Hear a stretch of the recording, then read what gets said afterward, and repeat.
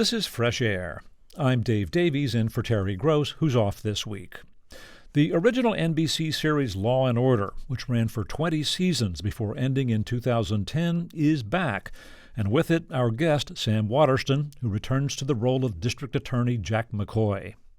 Waterston has appeared in more than 100 movies, TV shows, and theater productions, and at 81, he's still busy. He co-stars in the Netflix series Grace and Frankie as one of two men who leave their wives to pursue their love for each other. The series' final season wraps up this spring.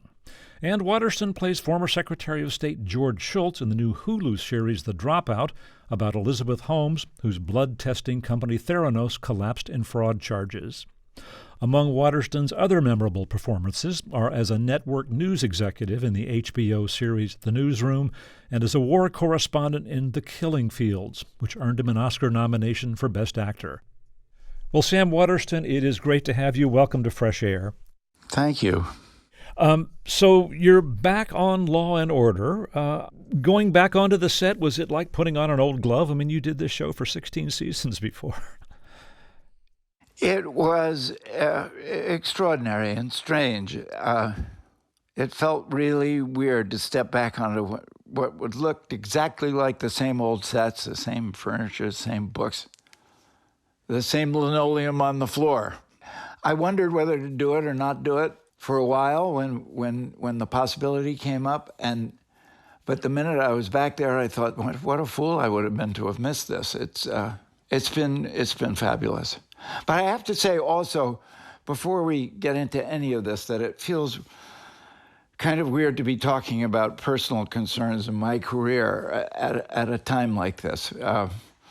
While we were getting ready to have this conversation, I was listening to a Fresh Air program about an expert on Russian-American relations, and the whole vast subject of our dependence on fossil fuels and what it's doing to our climate and what it's doing to our international relations is so big now, and it's being expressed in horrible violence in Ukraine, and it just seems really weird, to much as it matters to me and much as I love it, to be talking about my latest TV show. Well, I will tell you, I mean, at Fresh Air, we have those conversations practically daily as we consider what kind of shows to present to our listeners. And we're very much aware that what's unfolding in Ukraine is on everyone's mind and trying to hit some kind of a balance. But yeah. Sure, life does have to go on, and we need to rejoice in the living of it, and we need to be thankful for being alive at all and all of that wonderful stuff. But I think even if we're going to talk almost exclusively about my career, part of my life calling is to be on the board of Oceana, advocating for the oceans, and fossil fuels, which are the effect of which are being felt in Ukraine heavily right now, are being felt heavily in the oceans too, and plastic is choking us. And so it feels to me like, since it's inescapable in my own life, that it's not wrong if a little bit of it bleeds over into a conversation that's about other things. Sure. Well, I will tell you that you being the chair of the board of Oceana was on my list of things I was going to bring up with you. Oh, good. Celebrities are, often invited to join in important policy issues because, celebrities bring attention and they help with fundraising. Chairing the board of an organization like that is a little different. You must really get into policy and, I assume, senior staff positions, that kind of thing. Huh? Yeah, I mean, my feeling about being semi-famous, which is where I classify myself, is that not that you can change minds, not that you can do anything material necessarily, but that you can point. And so the kinds of things that I did with Jane Fonda, the protest that I did at the Harvard-Yale game a few years ago, where we protested Harvard and Yale's investments in fossil fuels, all of that stuff I feel is in the category of being able to point. But then, there's getting something done. And the great blessing of really Oceana having found me, for me, is that week in, week out, day after day, Oceana is making changes around the world, some of them small, some of them dramatic, but steadily. Oceana's on the case all the time. It's on the case while I'm doing Law and Order. It's on the case when I'm here at home, so that you can feel that you're connected to results in a way that just pointing doesn't let you do. Well, it's good you're doing the work. So let's take a few minutes and talk about this remarkable acting career of yours. I thought we'd begin with a clip from the new Law and Order, and like a lot of the Law and Order plots, the first episode is based loosely on some real-life events, which people will recognize. In this case, a very prominent black celebrity has been accused by many women of sexual assault and convicted in one case, and in the episode, he's been released from prison after a court ruling. It departs from the real-life story in the Law and Order episode in that the celebrity is then found shot to death, and the prime suspect is one of his alleged rape victims. And when she is interrogated by police detectives, they lie to her, which is permitted under Supreme Court rulings to get a confession. They get the confession. And in the scene we're going to hear, the prosecutor in the case, played by Hugh Dancy, is in your office trying to convince you that the prosecution ought to not use the confession at trial, just go on other evidence. And so that's the discussion. You, as District Attorney Jack McCoy, speaks first. Let's listen. But it's a legal confession, Nolan. Cops are allowed to lie. They are. But it makes the confession less reliable, less ethical. No. If it's legal, it's ethical. So, where do we draw the line, Nolan? One lie? Two lies? Or do we analyze the severity of the lie? Do white lies count? Do we examine how charming a detective is? What about embellishments? Do they count? What if a cop says we have 5 witnesses instead of 4? Do we throw it out? I think we need to analyze it on a case-by-case basis. But to be clear, in this case, it wasn't one little lie or embellishment. Cosgrove spun the suspect upside down.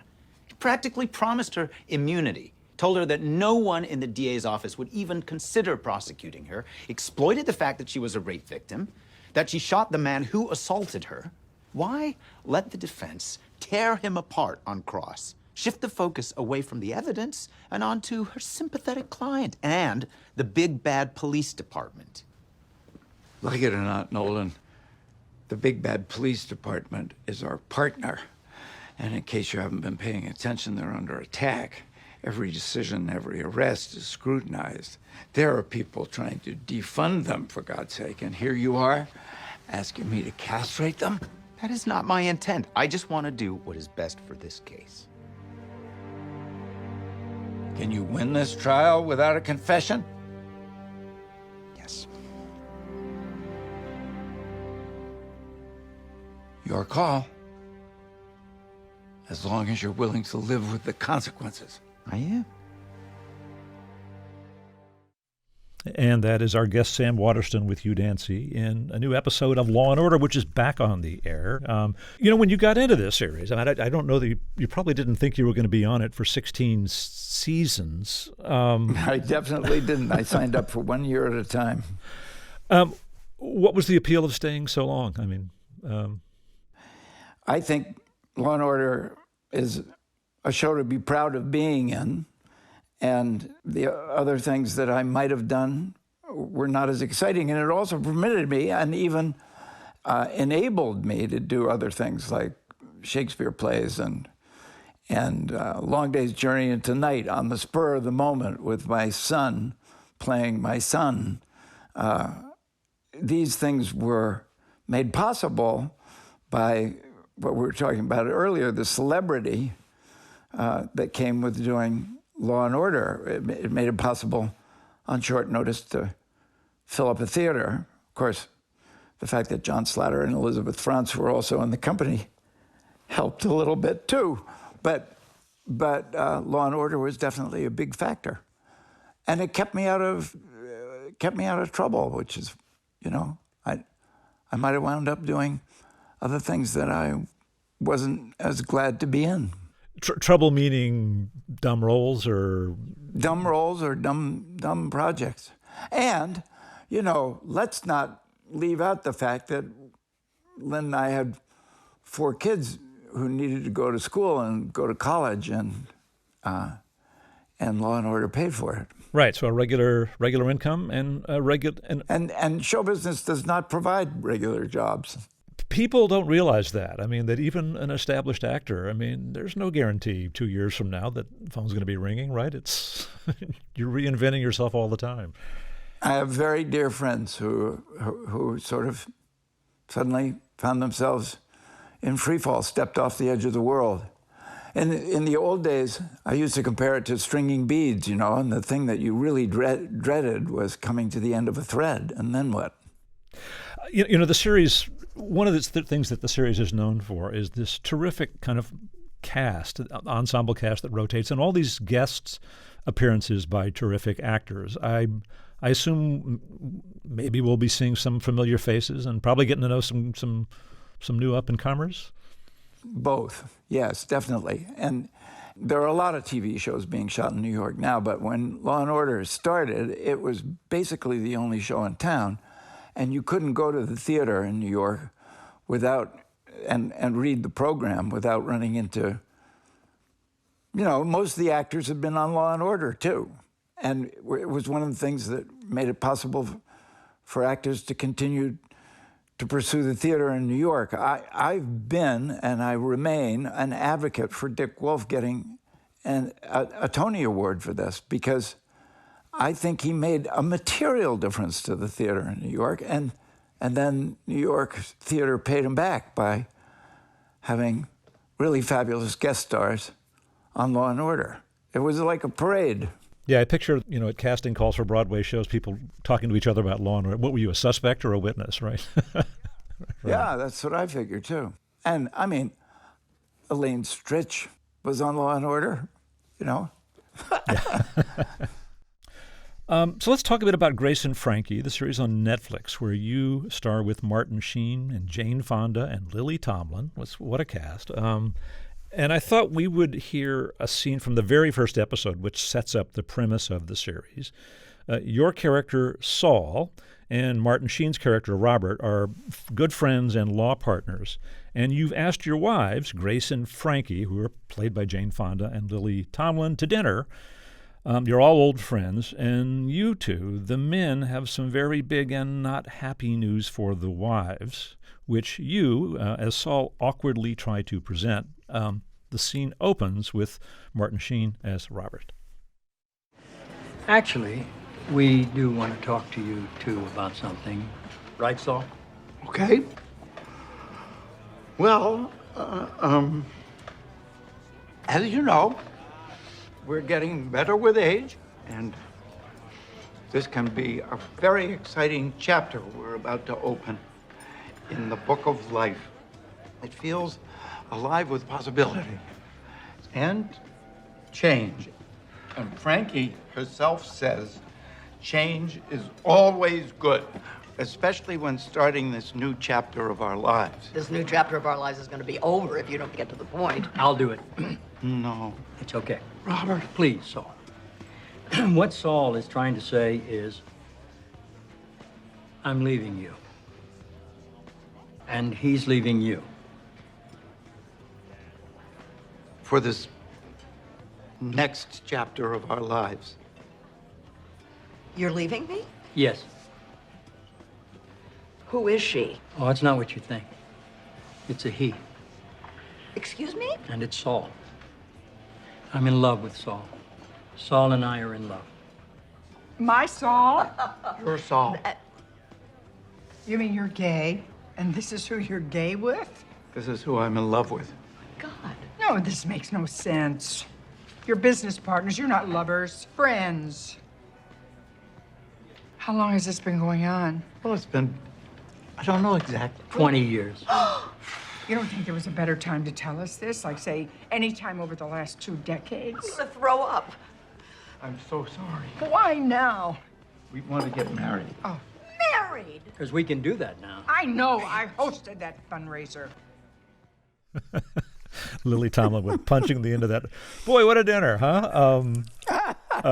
You know, I wondered what it's like to kind of be in a series like this where the core actors, the four of you, are all, seasoned actors, mature, of a certain age, who have a lot of experience and are well established. And I'm just wondering how that's different from, many of the dozens of other projects you've done where, a lot of the actors are young and are kind of trying to find their voice and have their ambitions and trying to make their careers. Is it a whole different feel with these three other actors? It is, because we all sense that we're lucky to be working, and we all love to work. The old joke is, if you want to hear an actor complain, give him a job. But in this case, we were just very pleased to be working, and then to be working with each other. I mean, I knew Jane and I knew Martin a little bit. I didn't know Lily Tomlin. I knew she was very funny. I didn't know that she was funny just standing there. I didn't know that somebody could be, that their whole body could be made out of funny bones. But we were glad to be there. And I think that helped the whole feeling on the set immeasurably. I think it was infectious. Yeah, I was surprised to read that Jane Fonda, who I think is terrific in a role, actually got an acting coach for the role. I would think, boy, what is there left to learn at this point in your career? But I guess not necessarily. She is the most eagerly curious and engaged person. Well, I don't know if she is the most, but she is one of the most curious and engaged people I have ever met. And she's not satisfied until she's given it her all. And I think that was just an example of her giving it her all. It wasn't like she needed the instruction. You started acting early, right? I think in prep school, and then when you were at Yale. When did it feel like something that would be a career to you? I'd always been attracted to doing plays from the age of 6, when my father, who was a teacher at a boarding school in Massachusetts, put me in a play. And I got to stay up late, and I was one of 4 children, and here I was with my father late at night with all the cool guys at the school. And my father was interested in the theater, and my mother was a painter, so I was interested in the arts from a very early age. But I had other ideas about what I was going to become. And then I started acting while I was at Yale. And then I was in a production of Waiting for Godot, and I had an onstage experience that was so exciting that I thought, I better watch out, or I'm gonna wind up in this very unstable and insecure business. So I tried to swear off the theater for a year, and that lasted for a couple of months. I spent my junior year abroad in France, and before I knew it, I was doing plays there, and then I was I fell into with a group of actors and a really wonderful teacher, John Berry, who was a huge influence in my life just as a personality. He was, I was a little bit of I was pretty shy, and I was from the Northeast and pretty reserved, let's say. And he just called me out. And by the time I came back for my senior year at Yale, I pretty well knew that acting was what I wanted to do. We need to take another break here. Let me reintroduce you. We're speaking with Sam Waterston. He appears in the revival of the NBC series Law & Order. And he's also in the Netflix series Grace and Frankie, which is wrapping up its final season this spring. He also appears in the new Hulu series The Dropout, about Elizabeth Holmes playing former Secretary of State George Shultz. We'll be back to talk more after this short break. I'm Dave Davies, and this is Fresh Air. Our guest is actor Sam Waterston, who plays District Attorney Jack McCoy in the revival of the NBC series Law and Order. He's also in the Netflix series Grace and Frankie, which wraps up its final season this spring, and in the new Hulu series The Dropout, in which he plays former Secretary of State George Shultz. You got a Tony Award, I think, for playing Abe Lincoln in Illinois on Broadway. And you've played Lincoln and done his voice in several projects. And, it's hard not to see a resemblance, I think, in your faces a bit. And I read that somewhere that when you were going to play, I think, Gore Vidal's Lincoln, a TV series, you went to the Library of Congress to ask what they had. What did you find? What happened? What a fool. I was in Washington, D.C. for another reason. I had the afternoon to myself. I went to the Library of Congress. The card files used to be in a big domed room, I think off to the right as you came in. And I was standing there. There were vast. I didn't even know where to begin to look. And I was standing there bewildered, and this young woman in a library uniform came up to me and asked me if she could help. And I said, yeah, I was wondering if, so stupid. I was wondering if you had anything here about Lincoln. And she was just aghast. And after she recovered herself, she said, well, we are the Lincoln Library. And I said, oh, good. And she said, may I ask why you're interested? And I said, well, I'm going to play him. And then she did the most magnificent thing. She ran off and got, 4 or 5 other people, all with different areas of expertise about Lincoln. And they tried to stuff me with Lincoln intelligence and experience, in a very, very short period of time. They showed me letters that were, and I held them in my own hands, the letters that he had written. And I had the cast of his hand that they showed me. And it was just wonderful. Anyway, all of that was winding up, and I said, I have to go. And one of these really nice people who had been trying to help me out said, well, wait a minute, just one more thing. And we went down these giant stairs all the way down into the basement of the library, walked all the way down this long, dark hall. It was 4:30, 4:45. People were packing up and leaving or had left. And the guy I was with said, did you close it up yet? And the guy working at the table said, no, but I'm about to. And he said, wait, don't do it. I got somebody here. I want him to see this stuff. I don't know if this is right. I'm not sure I'm allowed. No, it's on me. I promise you it's okay. And the guy I was with said, hold out your hands. And I held out my hands. And he poured, a half a dozen objects into my hands and said, the contents of Lincoln's pockets on the night he was assassinated. Wow. Like a window into the guy. It was just amazing what they did. What was there? What did it make you feel? Well, it feels like an electric current is being shot through your body. It's absolutely galvanizing. And what was there was a little wallet, and in the wallet was a little, if I remember it correctly, it was like an octagonal coin purse or something, that opened up, made out of leather.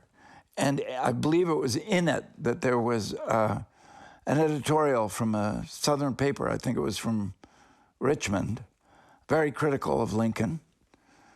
There was like a watch fob with a golden L. It was onyx and black anyway, and it had a golden L on it. And there were some fold-up reading glasses with a little dedication on one of the arms that they were a gift from Billy Herndon, his old law partner.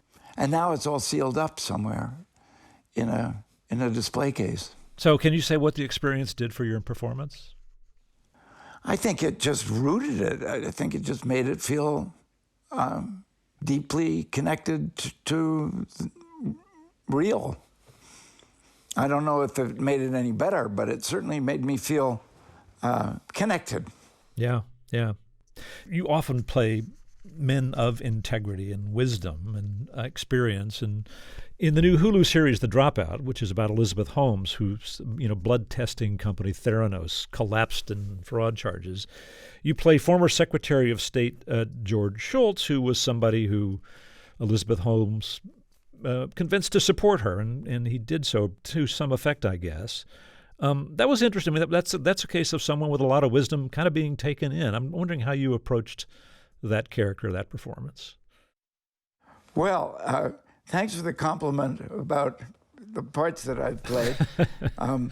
Let's take George Shultz as a cautionary tale about how one should take those kinds of compliments, because, or even just how one should think about oneself, because we are all, what fools we mortals be applies to each and every one of us. And, we're really in terrible danger when we forget it. And I think that's what happened to George Shultz. I don't think he was any less capable, competent, or wise when he was taken in about the Theranos investment, but we're all terribly vulnerable. We need to take ourselves with major grains of salt.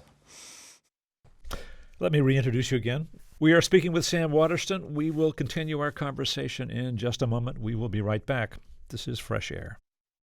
This is Fresh Air, and our guest today is Sam Waterston. He appears in the revival of the NBC series Law & Order and in the Netflix series Grace and Frankie, which wraps up its final season this spring. He's also in the new Hulu series The Dropout about Elizabeth Holmes. He plays former Secretary of State George Shultz. I have to talk to you about The Killing Fields, the film that you starred in 1984 and for which you were nominated for a Best Actor Academy Award.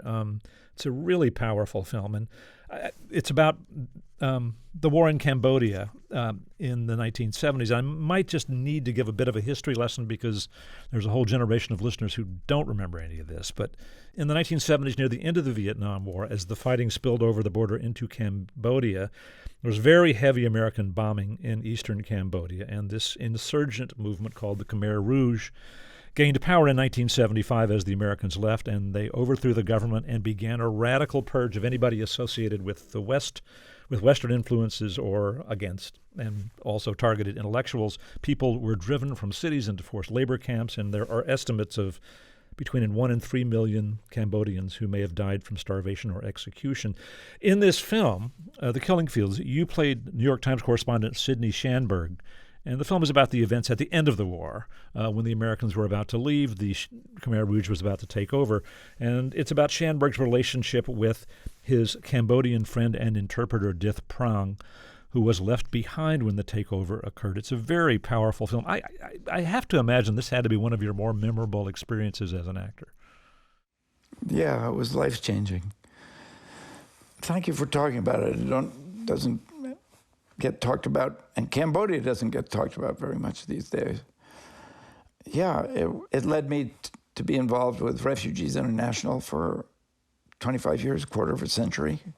It changed my life in very big ways. There's a moral question at the heart of the story about how this journalist, who you play, treated his Cambodian partner when the Cambodian government was collapsing. The American troops were going to be leaving. The American embassy was packing up, and it was clear these insurgents in the Khmer Rouge were about to take over. You want to explain what happened to that and why it created a moral dilemma for Sidney Schanberg? Sidney Schanberg, as a journalist, wanted to be there to report on what the takeover was like. That was risky business. Everybody knew it. Journalists had gone out to report on the Khmer Rouge when they were outside the city and had not come back or come back dead. But Sidney wanted to stay, and there was absolutely no way that he would have been able to function without Dith Pran. So was it moral of him to put this Cambodian in harm's way that way. After the movie was made and Pran was on tour and promoting the film as it was coming out, people would ask him how he processed that. And one of his answers was that he was a journalist himself, and he made his own choice.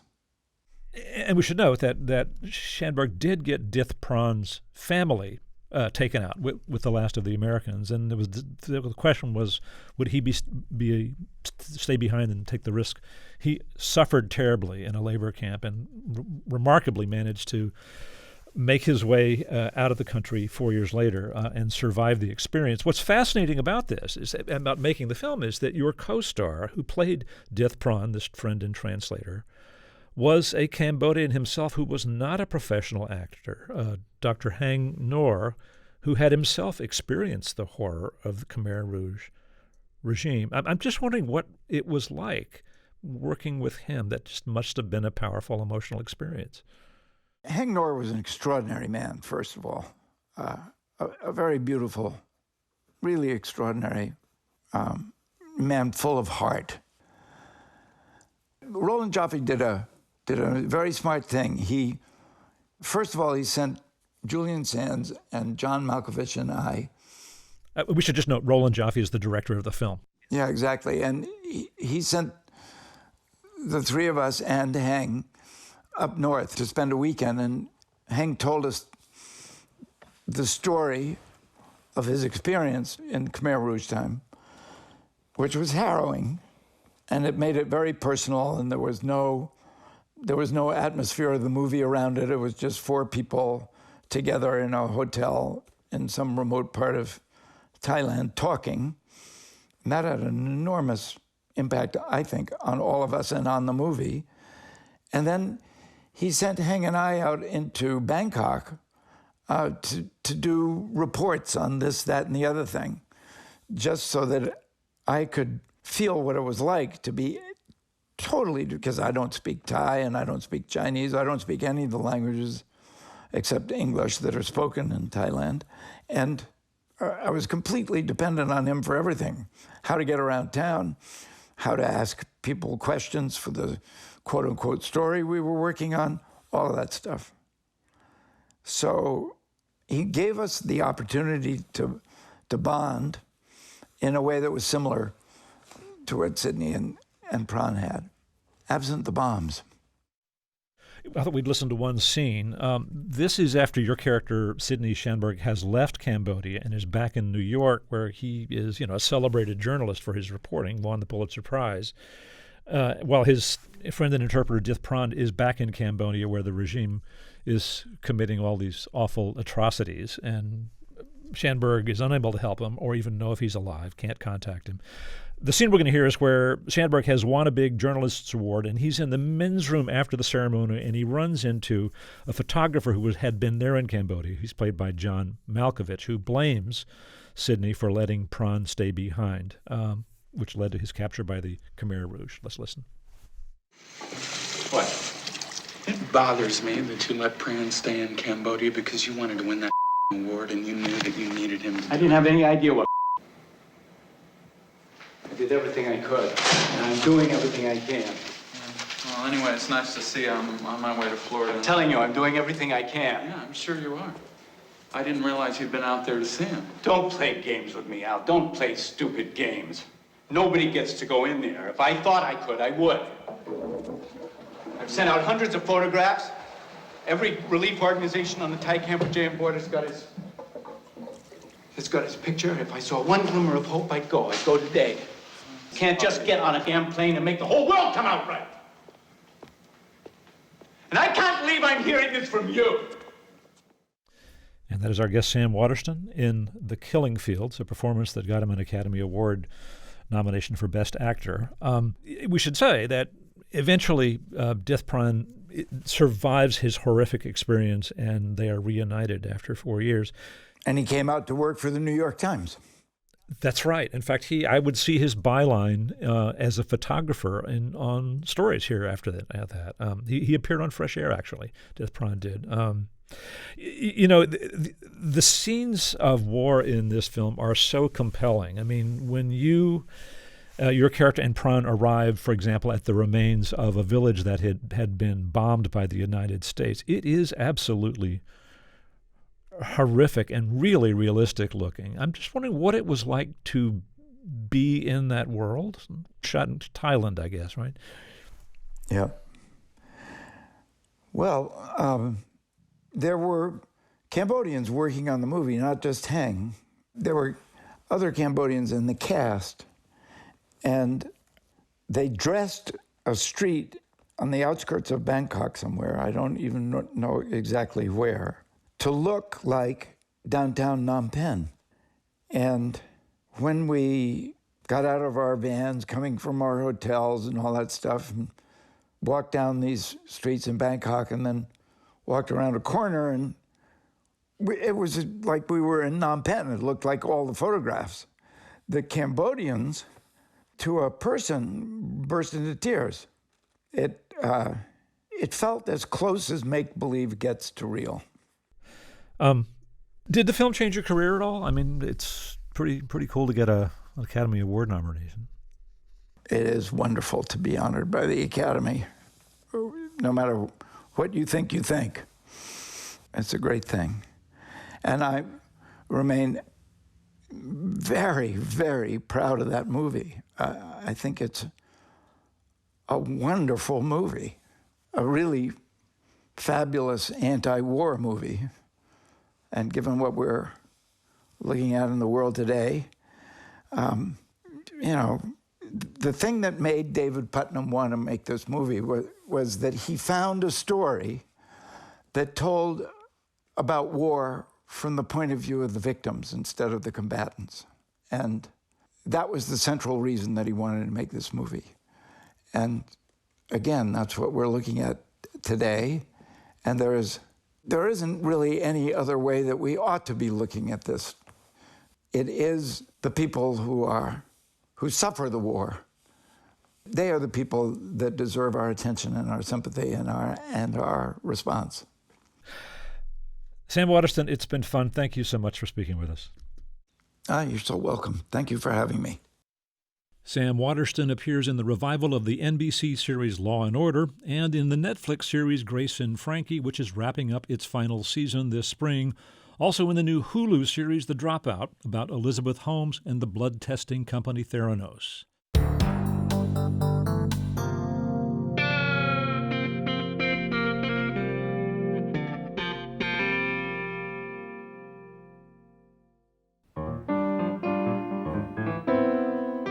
Fresh Air's executive producer is Danny Miller. Our technical director and engineer is Audrey Bentham. We had additional engineering help from Diana Martinez. Our interviews and reviews are produced and edited by Amy Sallet, Phyllis Myers, Sam Brigger, Lauren Krenzel, Heidi Saman, Teresa Madden, Anne-Marie Baldonado, Thea Challoner, Seth Kelly, and Joel Wolfram. Our digital media producer is Molly Seavy-Nesper. Roberta Shorrock directs the show. For Terry Gross, I'm Dave Davies.